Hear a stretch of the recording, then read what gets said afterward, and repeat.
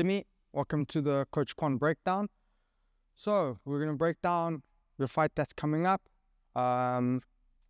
We're using our Fighters Breakdown program, our system that we look at, be it MMA, BJJ, wrestling, any type of competition, combat sports. Obviously, you got an MMA fight coming up in a few weeks.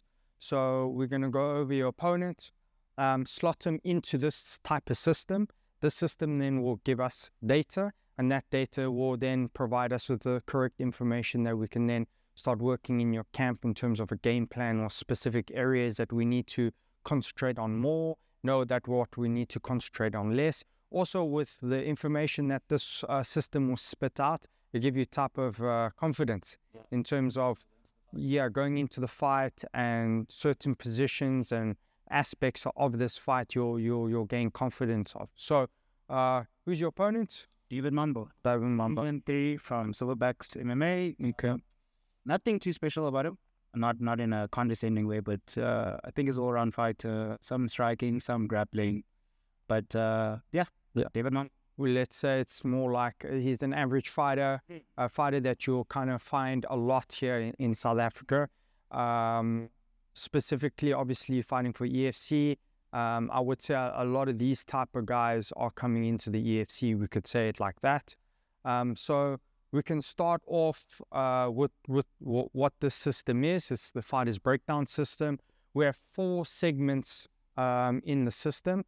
Right, the first one title is aggression. The second one is conditioning. The third one is intelligence, and the fourth one is mastery. Is the skill set. So what we can do is we're going to go into each segment and basically slot in what information we have of your opponent into these segments, and that's going to provide us information for us to then start breaking down for your game plan and training camp. So a few things that we'll also get into. The first one is aggression. It seems super simple. It's a yes or no.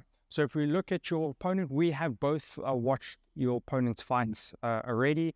Unfortunately, there's not a lot of tape on him, which then only gives us a minimum amount of data to insert into the system. But what we have, we use. So if we look at the first segment of aggression, do you think he's aggressive or not? I'd say yes. He's very aggressive. He's very, I would say, forward driven. Yes. But there are some fights where he has also taken the back foot. But I think for most, like you say, we don't have. Okay, I'm great that you said that. Yeah. So what fights are that all of a sudden, majority, let's say 80% of the fights that we've seen with him, there's not a lot on, but he is aggressive. But there is a certain 1 or 2 fights that he is, and why? I would say the fights that he actually fought at bantamweight has been a little bit more passive, and it could be due to the weight cut. It seems like it goes to intelligence as well. Yeah. Bantamweight fight seems like he gives him a little bit of ground, but for all the featherweight fights, he's been the aggressor. I don't know if it has to do with the weight cut. Maybe he's not feeling the most physical in that. Yeah, and that can play. Let me bring up a fight. He was a little bit more tense with your teammate, actually, Ray. He wasn't too aggressive. Why do you think that was? The grappling. It's the grappling. So we have an aspect of there is that he majority of the time he is aggressions. So we can say yes, all right? And that marks off the first segment of it, all right? We're going to the second segment, which is the conditioning of the individual, all right? First one we can obviously look at, and that is gas tank. Does he have gas tank or not? How we look at this, what I want you to kind of put into your head right now, how many fights has he got? And then how many fights in those fights has he gone the full distance?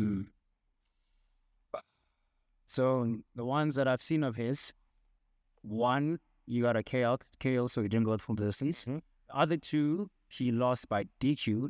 So that's still like a question that we don't know for sure. Okay. I think the fights that he's lost, actually, like I was saying with the bantamweight fight, he did lose because he didn't have gas. So that goes to him as well, cutting to bantamweight. So I wouldn't say he has a gas tank at bantamweight for sure. Okay. I don't think gas tank now. That's great. We can also look at then explosivity. Is he in certain movements on his feet or on the ground? Is he explosive? Yes, definitely. I think definitely, especially when he's on the body. he's looking to create some sort of scramble, some sort of big motion to sort of get a disconnect. So I could definitely say he's very explosive. He's explosive. Okay, so he is explosive. And strength-wise, obviously, it's hard to dictate this with watching a fight, but we can kind of take certain aspects of in the fight. Or does he bully people when he gets their hands on them? Obviously, you can see from those fights in terms of the grappling, wrestling, in terms of his strengths. Yeah. What would you say? Is he kind of like we know he's explosive because we've seen him explode out of certain positions, say for mount, getting people off his back, not by using mastery, but more by using explosivity. But into strength, comes down to also look at when people put their hands on him, what is his reaction? I would say it's hard. It's hard with him. It feels like he gives a bit of back and forth depending on the opponent. I don't think he's the most strength-based fighter. I think he catches people off of just like chances. Yeah. But I would give him a little bit of, rather prepare for someone who's strong. So yes, and to myself, I'm telling myself he doesn't have strength. Yeah. But I think that will die down with the rounds as well. Okay, so those are the first two segments that we look into the system. And what I always basically explain is these two segments is what is usually 70% of fighters out there. Yeah. Okay? And why I say that is because we can talk about a lot of different examples that have done very, very well at high level just with aggression and conditioning. A good example for you, probably to remember, an example for this is Wanderlei Silva. So if you look at Wanderlei Silva, he wasn't the most skilled or didn't have much mastery, but his aggression at his era was probably he was the most aggressive fighter, and his conditioning, he could go and he could keep that aggression on for the entire fight. And that's what kind of made him his name, and that's obviously where he got a lot of his KOs and so forth, right? So I always look at fighters, and majority of the time, I would say, obviously this number can be debated, but 70% of fighters, a lot of fighters, their careers are based on that. And you can see it also through their training. Their training is based around being aggressive and having good conditioning. And there's many examples in the MMA game, in the BJJ game that you can kind of dictate that on. And I would say a lot of fighters that you're going to be competing on in your early career, especially in your amateur career here, this is what they based everything on, was these two concepts. All right. Anything else with this? No, I actually agree with that as well. Yep. I think majority, especially in the continent of Africa, I think it's mostly going to be aggression and then conditioning. Yeah, so if we go back even to your last fight, right? Very similar opponent, all right? Super explosive. But he literally used these two, and he still today uses these two segments to try and win his fights. As soon as he couldn't be aggressive enough because you null and voided this, and as soon, especially in the second round, when his gas tank couldn't keep up with his explosivity, he faded. Because you have to have that gas tank to keep up that explosive. Everyone is explosive in the first round, and we could see that with your last opponent. So this could be a very similar game plan or opponent, basically, that you're going into your next fight with. Yeah, you could agree with that. Yeah. So the third segment, obviously the third and fourth segment, now gets into the nitty-gritty. We get into more of like the details, and the third one is intelligence. A lot of people look over the segment intelligence because they're kind of always looking at the mastery part. And some will look at aggression and conditioning, but everyone looks at the mastery. What would you say is the difference between intelligence and the mastery? The intelligence is individuals that I would say have experience of combat. So, you can have the mastery in terms of the correct techniques and applying them 100% or so forth. But if you don't know when to apply it, if you have a gas tank, but you put your foot down 100% on the first round, that's not intelligence. You're going to tire yourself out. If you know how to get into the individual's head, if you know how to make the individual play your game instead of playing his game, this is when the intelligence comes up. And that's the difference between mastery and intelligence. And obviously, we'll get into that mastery, but think of mastery as skill set. Yeah. So in intelligence, there is different and many different headings you can put into this. I've put in a few. We have experience, we have a sixth sense, which we'll talk about now, heart, control of emotions, the weight cuts, and control of fight. So pick one and we can kind of get into it with your opponent. Okay. Let's start off the first experience. So experience, he's had like 15 amateur fights. Yeah. Which is more or less the same as me. And then he's had 6 pro fights. His amateur experience was actually really good. Yeah. He had more wins than losses. But I don't know what it is. As soon as he hit the pro scene, it seems like it's either a win, either a loss. Was he fighting in the same weight division as pro and amateur? So that's the thing. At amateur, he was fighting at featherweight. And then he started off fighting at featherweight at pro. And then he started cutting to bantam. Yeah. And when he cut to bantam, he didn't have as much success. Yeah. His last fight being at featherweight, which he lost as well. So it makes no sense because I guess the people are also bigger at featherweight, pro featherweight. He's cutting a lot more. Yeah.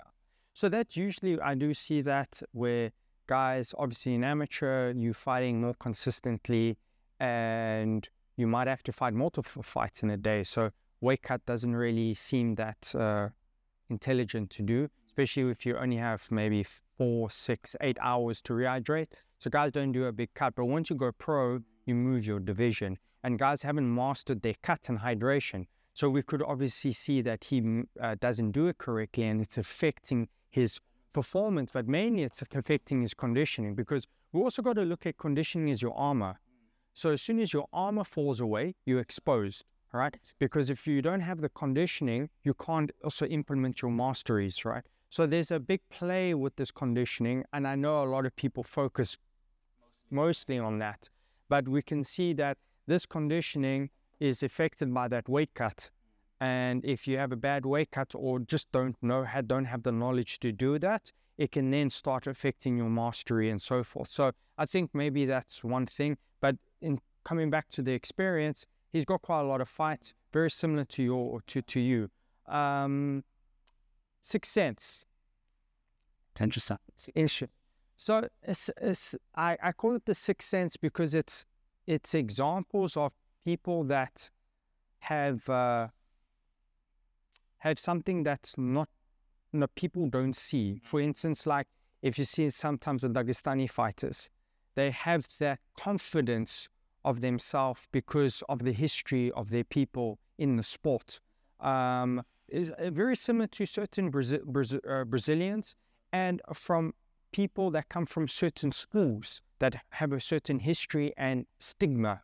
That, for instance, they have multiple world champions. So they have that sixth sense. You could even say some guys become super confident. Does he have that, do you think? No, not at all. There isn't anything that, not disrespect to him again, but like there's nothing in particular that he or his camp has that you can sort of see in every fighter, like how you're saying a history or a specific thing we can say, oh, this gym specializes or they really good, I have a history of this. No, there's no sixth sense there. Yeah. And obviously going deep dive into that with more experienced fighters, but that's pretty simple in terms of your opponent. Next thing, heart. I would say he has heart. He definitely has heart. Definitely, I would say. I think that's what pushes that. That's one of his biggest, I would say his biggest drive. Yeah. It's his heart. He has the will to fight. Yeah. And he enjoys fighting. Yeah, he loves being in a fight, loves being in a scrap. Yeah. I would definitely say he has heart. Great. So we can say he has this and he has this. Okay. Control of emotion. So I put this in two different ways. Does he know how to control your emotions in terms of, there's fighters that love to create that hostility because it drives them, that chaos.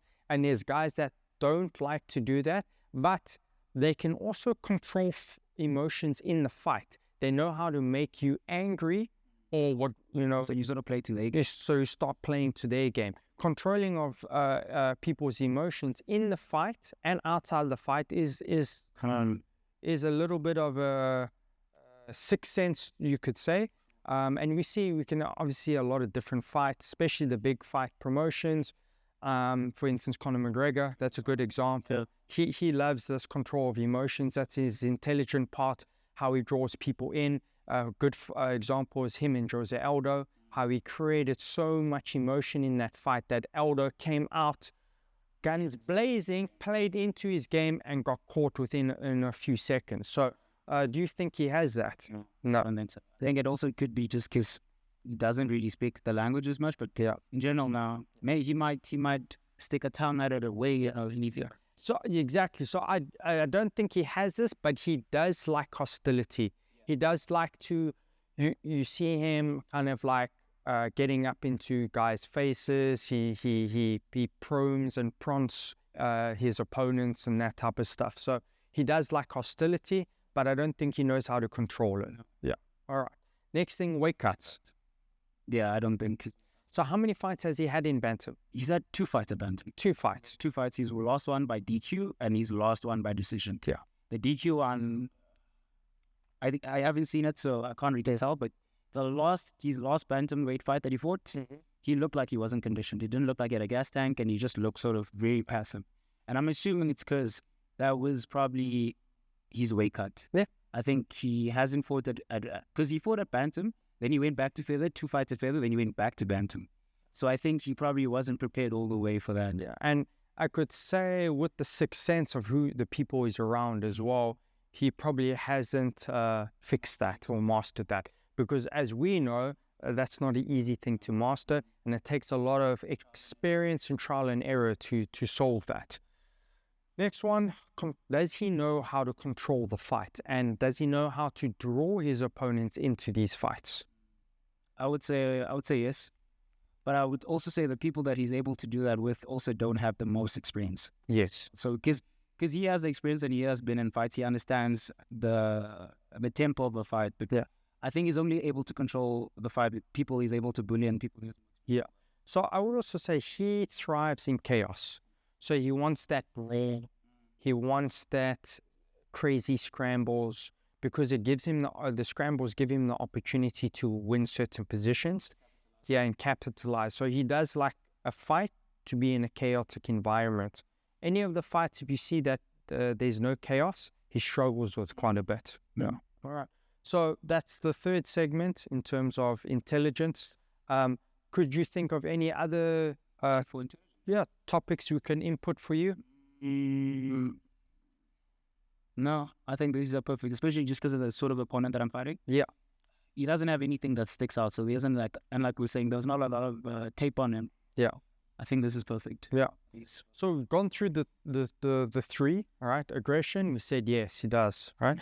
Conditioning, we don't think he has a gas tank, but he is explosive. But explosivity does rely on that gas tank. So remember, we always talk about it in camps, is that everyone's good for that first 5 minutes, especially when it comes to explosivity and the gas tank. We also said that he would probably definitely be strong just on the experience of his fights that we've seen. Then when it comes to intelligence, we did say that he's got the experience. You put the amateur career in his pro career, he's got quite a lot of fights. He does have heart. We have seen that in the fight. Doesn't give up and he gives it his everything. Third one, control fights. He does like to draw guys, and he has quite a bit, drawn guys into those chaotic fights where he thrives much more. Yeah. Okay. Now, the hard part and the part that most people will kind of like spend a lot of their time on is the mastery part. Mastery is skills, is skill development. And we break this down into 3 headings, right? We've got our striking, we've got our Brazilian Jiu-Jitsu, and we've got our wrestling. The first one is striking, which I think is definitely his, this is his game, his strong suit. From the striking, we can go to our first point.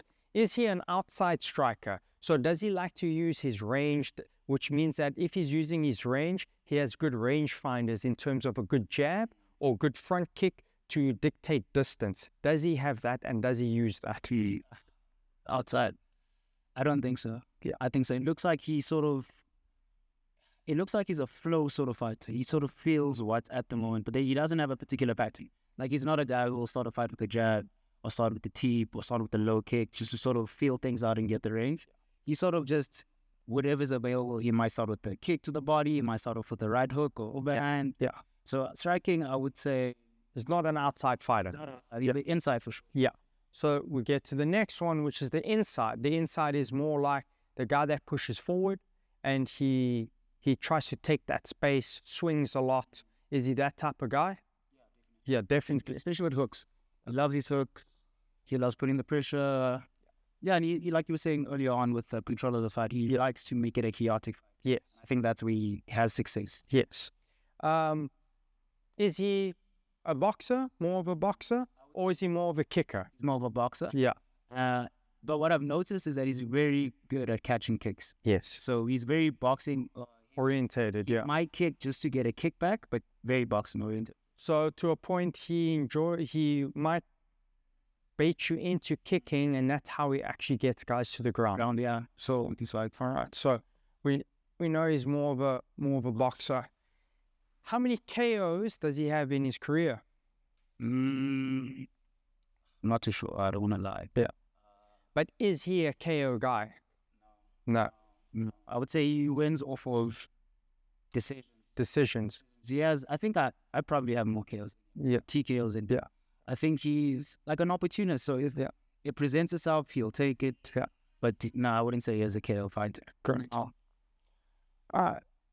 And then we can look at his defense. So his defense in terms of the striking, does he win a lot of these brawling exchanges? Does he understand what defense is in terms of boxing defense and kicking defense? Does he get attacked a little bit more with like kicks? Do guys land kicks on him a little bit more? Or do guys land more of their boxing combinations? I think guys land a little bit more hands. With the fight he lost at bantamweight, the guy was very boxing oriented, and he was able to push him back. So I don't think his defense is the best. Yeah. Kicks is where he's really good at catching. Okay. All right. So his defensive kicks is great. Boxing, not so much. I think if a person puts a pace on him and a volume on him, he doesn't really know how to deal with that. Okay.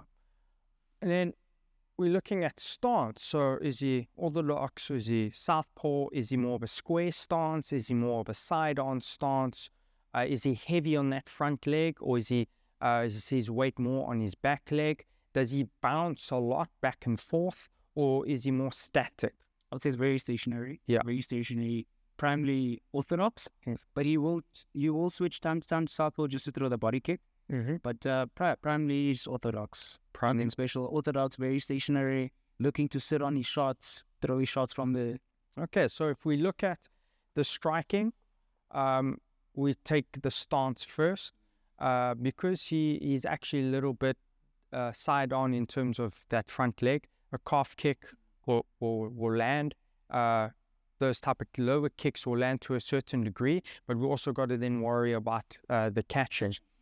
Because you're a southpaw, all right, we just got to be worried about the inside attacks in terms of him being a brawler. So if he's a brawler, we're going to do the opposite, which is going to stay on the outside, draw him in to your strikes, your boxing strikes, and obviously your left head kick. It's harder to catch head kicks than it is to body and leg, because your hands have to be high, and if they're not high, there's obviously greater consequence compared to taking a leg kick and catching it, or taking a body kick and catching it. Everyone knows a solid shin to the head can rattle you or put the lights out. So that's why we always say, if you're going to throw the kick, throw it to the head. That will get the hands up. You've got very good rangefinder in terms of your jabs, and obviously your front kick to the leg. So instead of kicking, maybe like a front kick to the leg, like what John Jones does.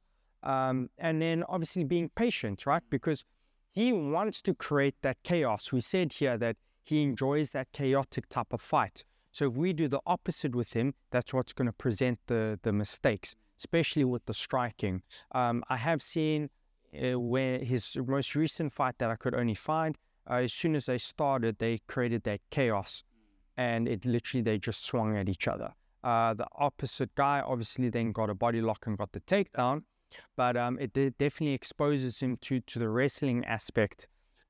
But rather not be an inside fighter with this guy, and our striking will mainly be on the outside, creating that opportunities for you and him.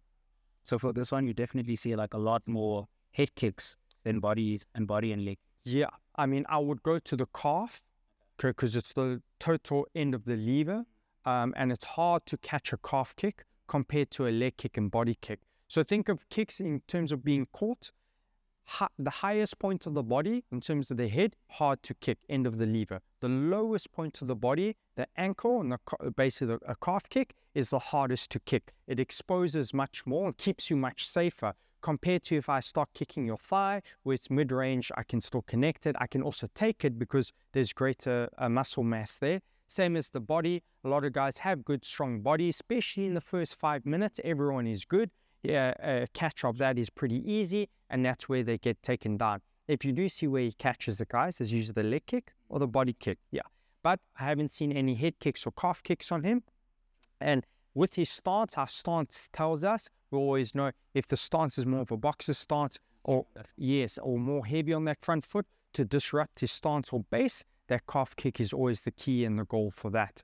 In terms of your boxing, you know, you're on the southpaw, so you always got staying on the outside of his hand, so staying on your right, staying on the lead foot, implementing your jab, but also just playing with that front hand, throwing your overhand, your hook to the body, hook to the head, coming back with the hook as well, your jab cross, going low then high, and your John Jones kick. You know, but biggest thing is being patient, the striking. Very similar if you think about Chad just fought now. Yeah. If you saw how he fought, he wanted to create a situation where he slowed the fight down with the striking instead of being on the guy straight away at the wrestling. Made the guy overcommit, made him more comfortable, and then he could start his systems. So I think very similar to that. Obviously, this is a plan, and plans can always change in the fights. Yeah. All right. You happy with the striking part? 100%.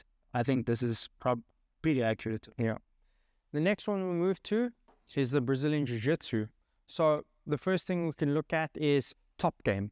So when we look at top game, we have to look at a few different things, right? So top game will include what top positions does he prefer? Is he comfortable or uncomfortable in certain top game positions? Can he transition from top game? So do we see a systematic approach that he gets into half guard, he does maybe a chest-on-chest system into a quarter mount position or mounted position, or he knee slices straight away into side control, he likes to expose the back.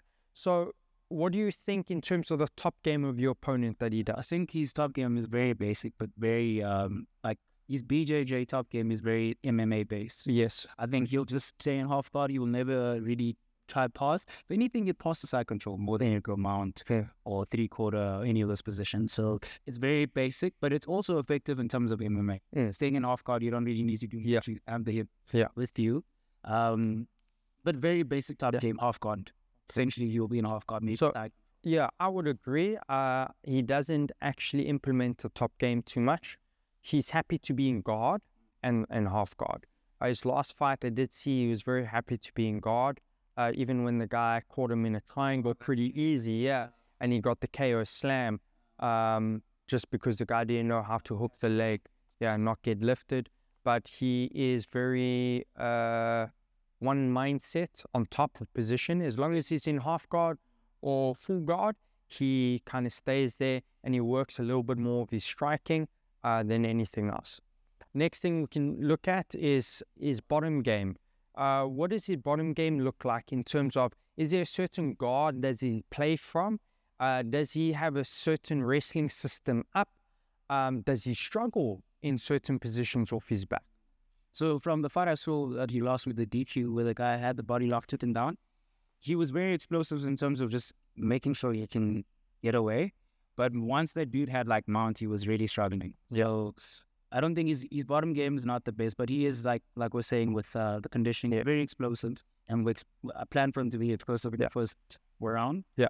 But I don't think he has a particular system in terms of game. I'm great. It's great that you went back to this because it helps, like linking all of them together. This explosivity is kind of what he uses in his whole wrestling, Brazilian Jiu-Jitsu game, even his striking game, he relies mainly on being explosive. So I've seen him in fight tape that guys mount him. They've mounted him for a while. Obviously, it's a certain individual's skill set, but he was able to literally just explode out with no type of skill set. When guys have taken him down, even in half guard side control, he's been able to explode out of those positions.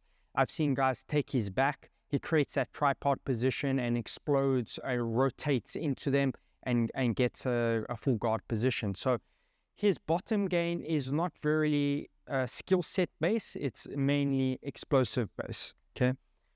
Submissions. Has he got any dangerous submissions? Has he submitted anyone? Does he look any for submissions? Pictures. But like with the bulldog shape. So like back to like it's not the most back to strength. Yes. I guess you could say that's a strength submission. He bulldog choke someone, but other than that. No. So I don't see him like on top working for like dashes, anacondas, working towards the back, getting a strangle, working for an armbar off his back. I don't see him working for triangles or arm bars or even working to a wrestling up system. It's again, we're going back to a more explosive based system for that as well. So submission wise, yeah, I would say that there's nothing there. Then an important one is pinning. Is he able to pin guys down in his positions? I think he can. I think in off guard he can. Does he understand the purpose of the underhook? Things like that, head position. No, but I'd give him just the basic pinning. I think he has the basic concept of pinning, but I don't think it's refined. Yeah, I think it's actually strength based. Yeah. So I think his pinning is more strength based, and that can take him through a whole fight. And people then could think that the individual knows how to pin, but it's more strength based pinning than actual understanding of pinning. So I would give his pinning is based on his strength base. Yeah. Okay. Anything else with his Brazilian Jiu-Jitsu that you can think of? Most things I've noticed is just super explosive on the bottom. On top, he's not really trying to do anything. Maybe like punches, get a TKO, but no. All right. Very basic jiu-jitsu, but like in terms of where we're fighting in UFC, it's like what's the word I'm looking for? It's very like the modern EFC BJJ. Yeah. Very basic BJJ. Yeah. So going over his whole game now, we have some data.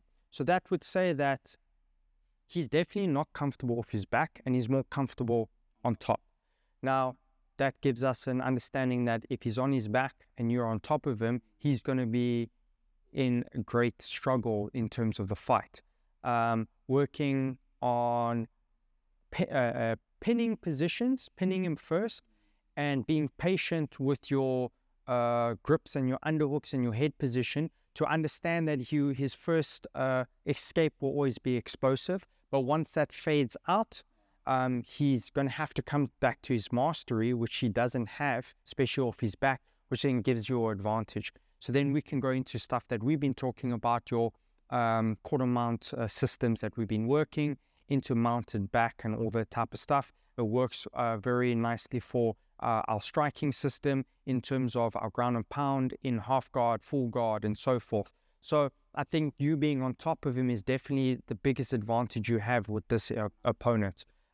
In terms of him being on top of you, because your wrestling base is so good, I don't think he has the pinning ability, especially later on in the fight. He will definitely not have the pinning ability.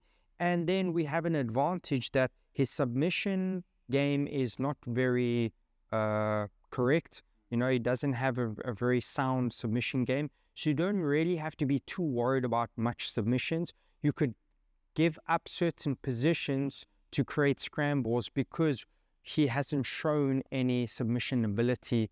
So that gives you that BJJ segment. Something I've been thinking about, because obviously I have a clear advantage. So what I'm assuming is, if anything, he would go for is a guillotine. Yes. And obviously that'll play on to me as well. And if he does go on a guillotine and he doesn't have the finishing mechanics and he doesn't have the skill for it, play against his gas tank. Yeah, play against his gas tank. he will use the guillotine in terms of a strength base. So if it's early in the fight, he could have that strength to finish it. But definitely, if his gas tank is out, it's definitely going to be a disadvantage for him, and an advantage for you if guys jump on the neck, because that's what we enjoy guys to do, is jumping on the necks and giving us the position.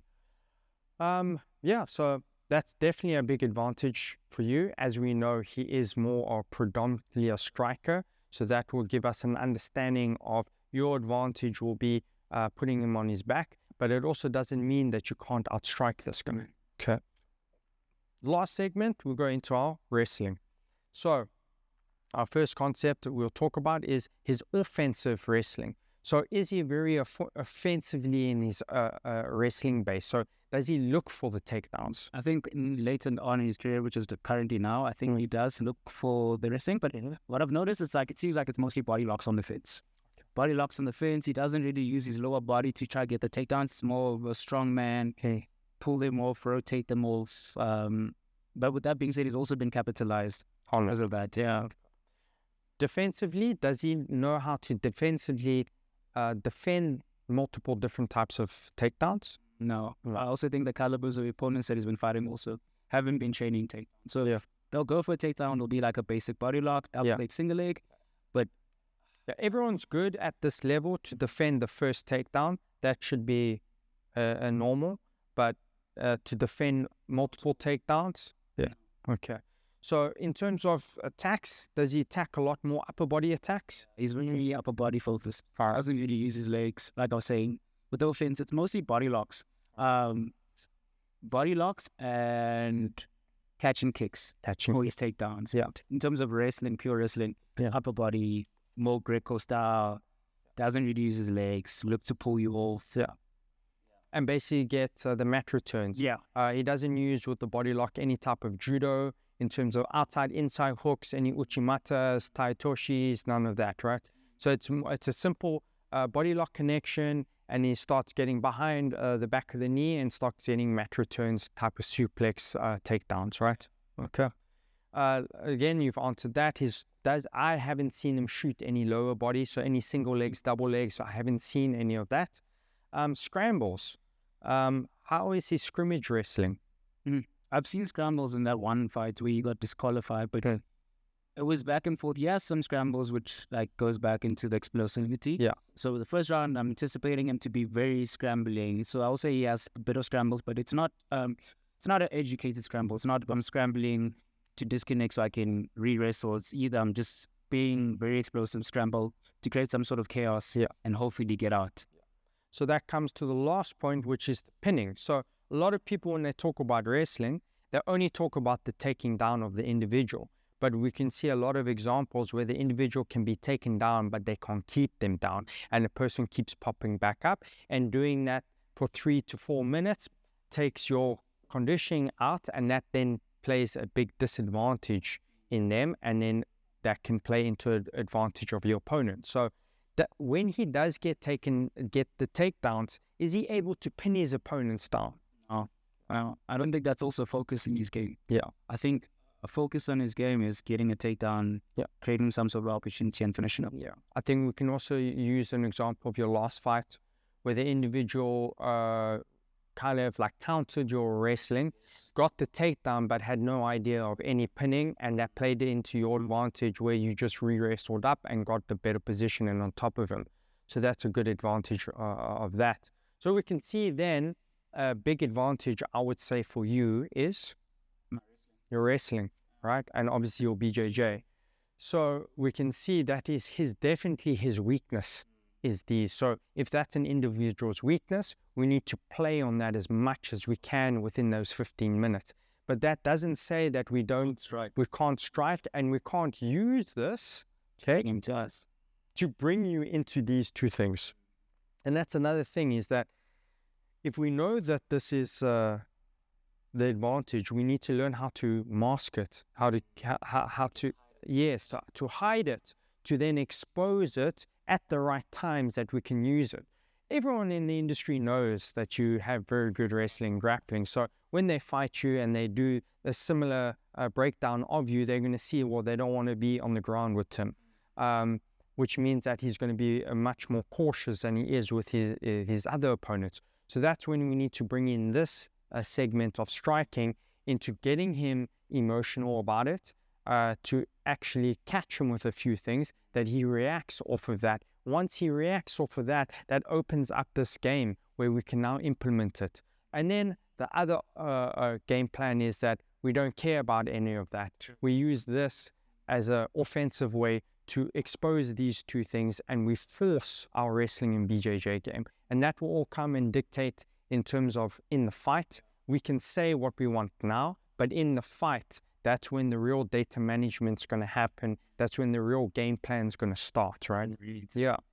All right. So again, we'll go quick overview of this, right? So we have our aggression, which we said he is aggressive, okay? We have our conditioning, which we said he doesn't really have much of a gas tank, okay? But he is very explosive, and his strength is good, all right? But that all relies on your gas tank, because your conditioning becomes your armor. Once your armor is down, you are exposed. Even if your mastery level is much greater than the individual, as soon as your gas tank is exposed, you are exposed. Yeah.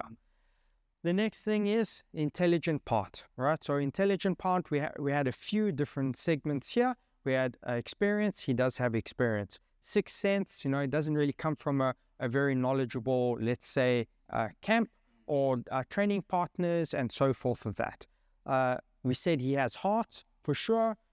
Control of emotions. We know he likes to use a little bit of emotion to motivate himself. Weight cut is definitely at a disadvantage. Control of the fight. Yeah, we said that he likes to create chaos, and he thrives in chaotic fights. We go then to the last part, which is mastery. His striking, we said he's more of an inside striker, more boxing dominated, and his stance is more side on, right? So that gives you an advantage in terms of staying on the outside, understanding the leverage point high and leverage point low, and using this to dominate what you need to be doing. BJJ, it's very simple. It doesn't have much mastery in BJJ. He doesn't really have a top or bottom game, and he's not really a submission-based guy. He'll be a guy that sits in a position and uses the system of striking kind of to create opportunities. Next thing is his wrestling. If he does attack, he goes for body locks. His defensive is more explosive, just like his BJJ is explosive. He does no lower body attack singles and doubles. Scrambles, because he likes the chaotic fight, he doesn't mind the scrambles. He right now he's been winning into his advantage. And if he does get the takedowns, we have discussed that he doesn't really pin the individuals. Yeah. So that's the breakdown. Anything else you want to put into this? No, looks perfect. This is, I think, we have an idea and an image of him as it is as well. Yeah. And I think this is on point. Yeah. This is, perfect way to break him down. Aggression, conditioning, intelligence, mastery, and his overall. Yeah, so, and for you, we'll go a few things that we can discuss now, hopefully be implemented in the fight. For your game plan, we've discussed. For the wrestling, we like to use the striking to draw in the wrestling, and we will want the reverse doubles to back, reverse doubles to knee tap. Your pinning game from BJJ, getting on top, we're using our quarter mount system that we've been developing now this year, and that's going to lead to a lot of different striking opportunities and submission opportunities. If not, we like to sit in the half guard and do a lot of damage. And then obviously the striking, staying long, being quick on this guy, not getting drawn into a chaotic fight. Yeah, good range finders. Yeah. And then obviously what one thing we did leave out is the wall wrestling, the cage wrestling part. I haven't seen much of him using any type in terms of defensive, offensively, and we obviously got a big advantage on the cage. So we have quite a few systems that you implement that you've shown in your previous fights. Are you also excited about the new rule set? Oh yeah, 12 to 6 hours. Yeah. I feel like that's a huge advantage. especially in a position like mount. Yeah. Where you can pin the guy and then now throw 12 to 6 elbows. So definitely, even in half guard, actually in all positions. Yeah. Even standing. Yeah. I think they'll play big into my game. Yeah. Will be exciting with this breakdown and with the new rules implemented that plays in your favor, how this fight plays out. And yeah. Yeah. Thank you. Okay. Perfect.